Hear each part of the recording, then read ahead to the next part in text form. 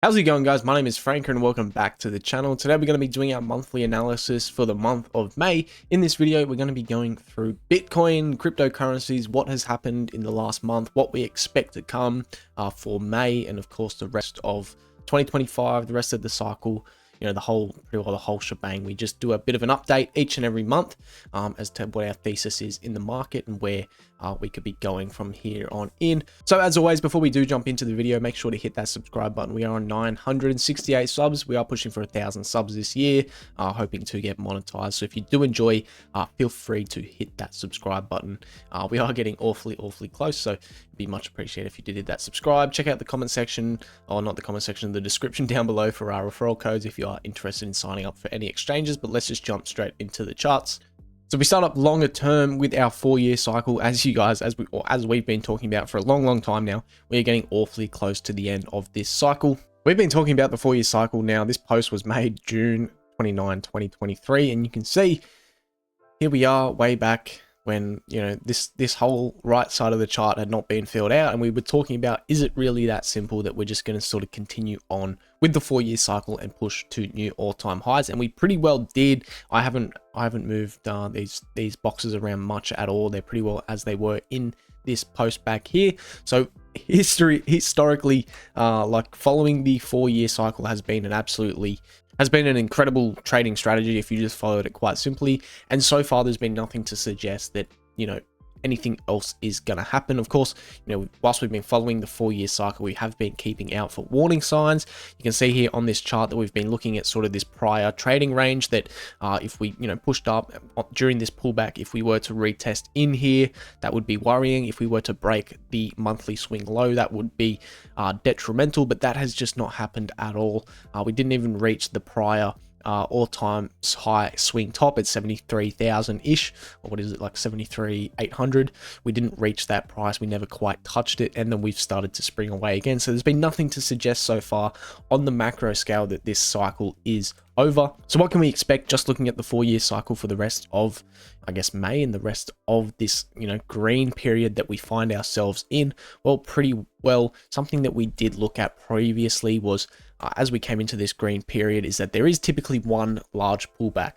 So we've seen this in the past that, pretty well 4 bars in, we had a pretty significant crash. Of course, this is early in Bitcoin's history, so we expect these crashes to be larger in terms of percentages, but we're also just looking at time frames, right? In the middle of the green period, we did see a significant crash. It lasted about 3 months. Second cycle, we saw another significant crash. I know it was only 1 bar. It's literally just this red candle from high to low was 40%. So it was a significant crash. And once again, it was 7 bars in, so about just over halfway. We did see a 40% crash. We moved forward to just last cycle in 2021. We did see a significant crash, 55%. So this one was actually larger than the previous one. That was about halfway through once again, or about 4 bars in. We did see a crash and then a rebound to new all-time highs. And once again, we've been talking about the potential of another short-term crash or a pullback. And this one so far has come in quite early, but things don't always play out the same. We are only this pullback started about 2 bars in, so earlier than usual. But in terms of how long it's taken and the percentage drawdown, 32% in about 3 months, I think that is a pretty healthy correction that we've seen. It does set us up for the rest of the green period to essentially be green and be what people like about the final stages of the bull market, is that things tend to go really crazy in these green periods. So as we have been doing pretty well this whole cycle, we are just gearing up for the later stages. This is the part where we want to start to consider taking profits as well. So we've spoken about taking profits quite a bit in the past. We've got to have invalidation points. I think the invalidation points on the macro time frame still stand the same, where if price comes down, breaks these levels, and then starts retesting these lows, I think we're in for major concerns. That is, major concern exclamation mark for me. But that is all a long way away at this stage. Things look pretty good on the short term. If you have a look at Bitcoin on the daily chart, you can sort of see this pullback just playing out, quite perfectly, really. A lot of good fake outs, push ups, lots of emotion in this range. And ultimately, as is often the case, not a lot happens in these large, sort of trading wedges. It wouldn't matter if you bought back in, November 24 or if you bought, January 25, right? The price hasn't moved that significantly. We are still just in what is, essentially just a large trading range of this range here. We are still inside of that. So this is what we like to see from trading ranges. A lot of emotions, a lot of turbulence, or what feels like a lot of turbulence. But when you zoom out, it's not that, it doesn't look that bad when you zoom out. And that's sort of what you want from these trading ranges, right? Lots of emotion. The good thing is that on the short term, we have seen, a significant correction, tested the lows, similar sort of price to our previous all-time highs. As we said, didn't quite reach it, but got quite close, and since then has sprung away and actually broken the 50% level and is now consolidating above. That is pretty well technical analysis 101. If we had have, come up, retested this, created a lower low, and then come back down to retest these lows, that would be cause for concern, but we actually broke above, as you can see, consolidated. That is pretty well ideal, pretty well exactly what you're looking for in this sort of chart. And you can see that on March 24th, we did make this call that this was going to be a good time to buy. A lot of people are going to wish they bought Sun 80K. I meant to say sub 80K, just like we called people were going to wish they had bought sub 60K. Now, if we have a look back at sort of when I tweeted these, now it's not to brag, it's sort of just to look back at, why do I look at these 2 points in time? Admittedly, I didn't quite time this one as well. It did end up dumping back into 80 or sub 80K, but it, basically just another buying opportunity. And we are higher than where we were. What was it about these ranges that I thought were pretty good? And you pretty well just have to look at timing and sentiment. That is going to be your main things when it comes to, trading and investing, is that, the sentiment needs to reset, and that takes time. And these sort of things, they happen over and over again. We've seen 3 cracking examples in just this cycle alone, with the first big consolidation area, the second big consolidation, and now the third pretty significant consolidation area. And if you just have a look at this in terms of timing, we were looking at this as well in comparison to the 4-year cycle, where we were expecting, pretty well this breakout here around October, November. So we thought that, breakout was pretty well imminent. And if you have a look at it on the timing scale, right, there was a significant time that we spent under this, this period. It was plenty of time for the sentiment to reset. If you have a look at it on something like the fear and greed, you can see, when this pullback started in, March 24, I don't think we're quite back that far. Oh, we're in May 24, but you can see here that, that all this low ranging, fearful, neutral period, that was plenty of time to reset the market, right? That's sort of what we want to see. And that's sort of what we're seeing again, right? Where we're getting plenty of fear in the market, plenty of time to reset. And that's sort of why I was calling this once again to probably be the bottom. The fear just got too bad in the market. At this time, I can't quite remember. I don't remember what the fears were at this time when we were sub 60K, but I know for sure, this period of time, in early 2025 was all about Trump and tariffs, and, how the end of the world is going to happen, and how, recession is imminent, and all these different things. And then ultimately nothing ends up happening. Everybody moves on with their lives. I don't really hear about tariffs at the moment. Maybe they'll come back into the news cycle in time, but it's definitely not what I'm hearing about right now. I'm hearing all about the Australian election, of course, but that's just life, right? But sentiment got far too bad.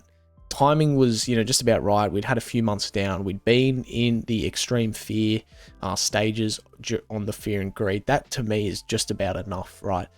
To warrant, that's probably a reasonable pullback. Even if we don't pump to all-time highs, like it's quite possible that, we pump up to 100K, whatever, and then we dump, and that's the end of the cycle, right? But the point is that you can still get, these periods in the market right as possible buying opportunities, just because sentiment got too bad and the timing was just about right. We've been down considerable enough period of time, and it was sort of lining up with the cycle.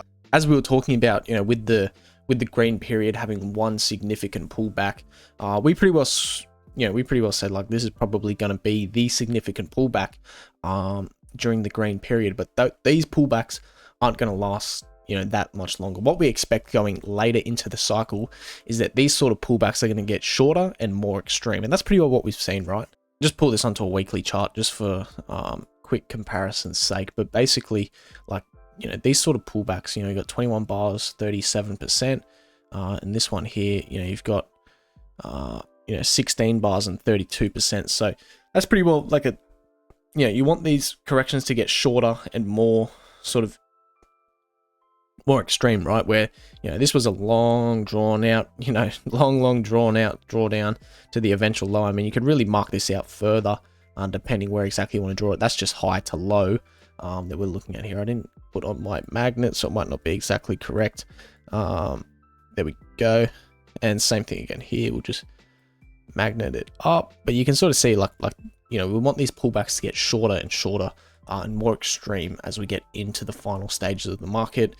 You do expect volatility to pick up, so that's sort of why, another reason as to why, like, there's all multiple reasons, right? But, you know, it's just about, you know, really learning to understand, you know, the sentiment, the timing in the market. That's how we called this low. So moving forward, like, what do we expect for Bitcoin? Well, assuming you know, things continue as expected, if the cycle continues, we should be expecting all-time highs somewhat soon, right? This is looking pretty healthy on all the charts. So you know, never say never. There is that possibility of a rollover. We're still looking at, you know, essentially oh, that's probably one of the worst straight lines you've ever seen. But, you know, we are still looking at that monthly swing low as a possible, you know, invalidation point. And the other invalidation point that you'd realistically be looking at is the 50% level. So if we pull this up just from the cycle low to the cycle high, that pretty well bangs us at 62k. So you can see how these 50% levels play out time and time again, and sort of you know, set marks in the sand. You know, you can see this 50% level here. I will change this color just to make it stand out just a little bit more. We'll go bright pink. This 50% from this swing low to this swing high, we did get a weekly close below it, but you can see that it pretty well acted as support, and now we've broken above this 50% level, so that's showing further strength. So above 50% levels, strength; below 50% levels, weakness, right? That's just how the markets work. This is the, you know, the bigger the time frame 50% level, the more significant it is. So, you know, this major 50% is the big one here that we want to hold above. We haven't even gone near it. We held the short-term one, and now we're back above the even shorter term one, right? Just this swing top to this swing low. So it is, you know, pretty well strength at least in the short term. ETH is not looking good no matter how you cut it. We've been talking about, you know, hopefully breaking out very soon, and we just never broke out. We spoke about, you know, this trend line acting as major support. This was sort of our invalidation point for ETH, and it was probably a bit too late. We probably should have looked at other areas, but, you know, we pretty well said that this is probably the get out stage. Don't get me wrong, I still hold some Ethereum, but ETH is not looking like it's going to, you know, at this point in time, it's not looking like it's going to, you know, pump to crazy new all-time highs. I would almost, you know, actually I'll declare it right here. I'm writing off $10,000 ETH by the end of this cycle. I think it is entirely possible that, you know, we do push up something like this, and we, you know, just break a new all-time high and then come swinging back down. Maybe that to me is like the ultimate optimist outlook. You know, is that if we do get an alt season later in this cycle, ETH will perform at least against US dollar, but it's not going to be a strong returning, you know, the strongest returning asset in crypto. It hasn't been this whole cycle, and it's likely not going to be. It's just looking too weak, in my opinion, this late in the cycle.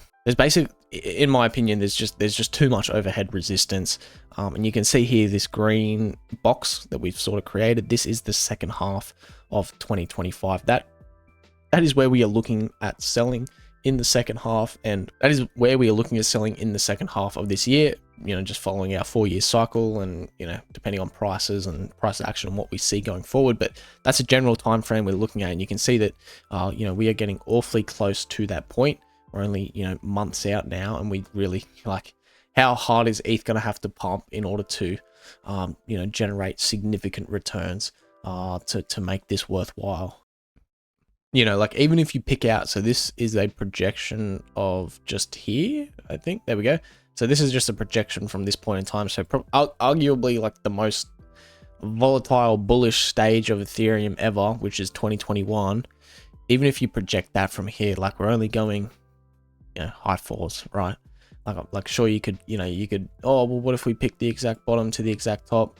But that's just not realistic at this point in time. And even that, like, in the most bullish case, right? Like in the most bullish case, that this, like we're only looking at maybe $6,000, that, just based on history and Ethereum's most bullish periods in time. So, maybe I get this wrong, but I really don't think ETH is going to, be the best asset going forward. Like what is going to be the best asset? I mean, you tell me, right? It's hard to say, which of all the millions of cryptocurrencies, which is going to be the best one, but ETH is not shaping up to be it. And I mean, sure, you might make some gains in the short term, and I guess if it depends how you look at it, right? Like if you go from $2,000 and you sell out at $4,000 and you make you double your money, that's pretty good. That's pretty good, right? And if you're happy with that, that could be a great trade. But I know that's not what most people are looking for. Most people want ETH at 10,000, at 12,000. They want those sort of prices. That is just so far off. It's just not going to happen, in my opinion. So we've been talking about Sol for a long time. For those of you that don't know, we've sold all of our Solana. If I go back and find the tweet, well, there's my first bit, Jan 22nd, and then we continued selling Solana from that point onwards. Pretty well. This is not shaping up once again. This looks like it's had its pretty significant run.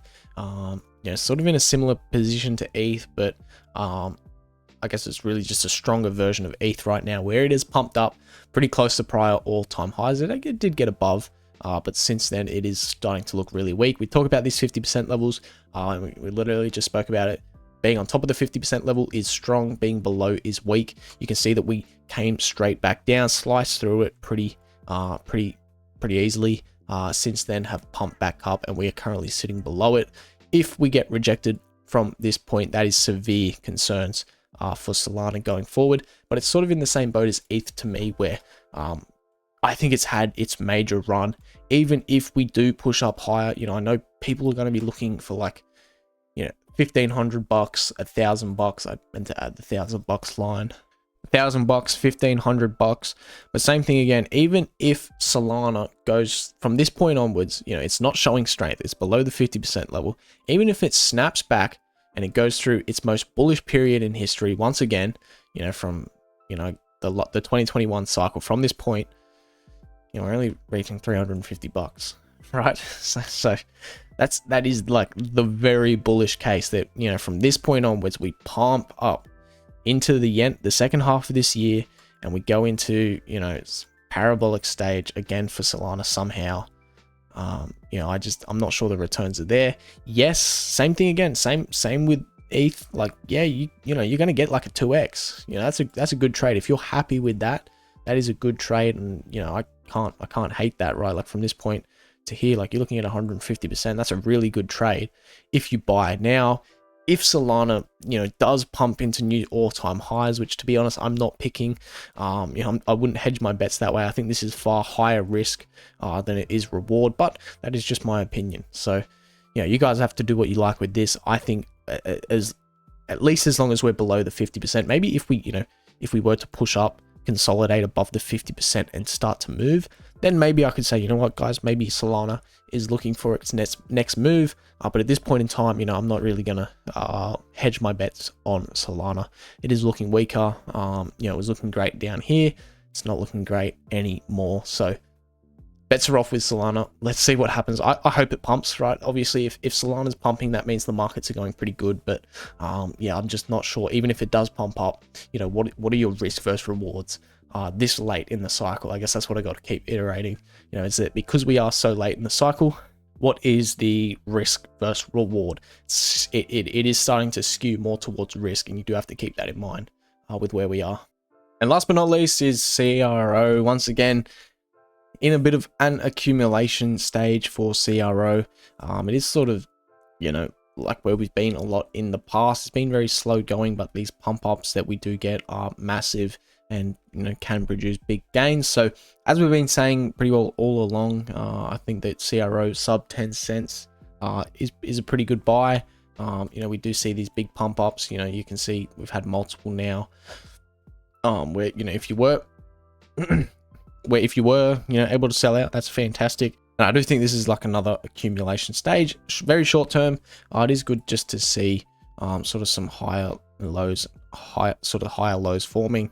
It is generally like a good accumulation pattern that you want to see, but you know, Crow does what Crow wants to do. It's a very volatile token, and that's sort of what we come to expect with it. So you know, at this stage, we are still looking, you know, at, you know, possible large pump up into the, you know, once again, this is just our you know, second half of the year, hoping to push up into this second half of the year once the bull market really starts to get going. There's been lots of good news regarding, you know, crypto.com with ETFs and things like that, and being quite closely linked to the Trump administration. So whatever you think about, you know, Trump himself, you know, crypto.com, you know, getting into those sort of doors is where you want to see them go. At least if you are an investor in CRO, you want to see more interest in this token. In the very short term, I do want to see us get above this 50% level. That would be ideal. And then we're pretty well looking at 10 cents once again being that big significant resistance, as it pretty well has been all cycle. We've seen pumps above 10 cents, but they aren't lasting long enough. So hopefully if we can get above and consolidate, and we can see a big genuine move into the second half of this year, that's sort of what we're looking at for CRO. But of course, you know, in validation points, once again, you do have to consider that we have been hovering around this sort of you know, 7 to 8 cent range a couple times. If that were to break down, that is pretty concerning, but we're not really at that stage just yet. So if you guys did enjoy, remember to hit that subscribe button. As we said, we are pushing, what did I just go into? Creator Studio, whoops. As I said, we're pushing for 1,000 subs. And if you do enjoy this sort of content, make sure to head down to the description below. Feel free to use any of these referral codes when you sign up to exchanges and different things, and that way you get some free Bitcoin. So once again, thank you all so much for watching, and I'll see you all in the next one.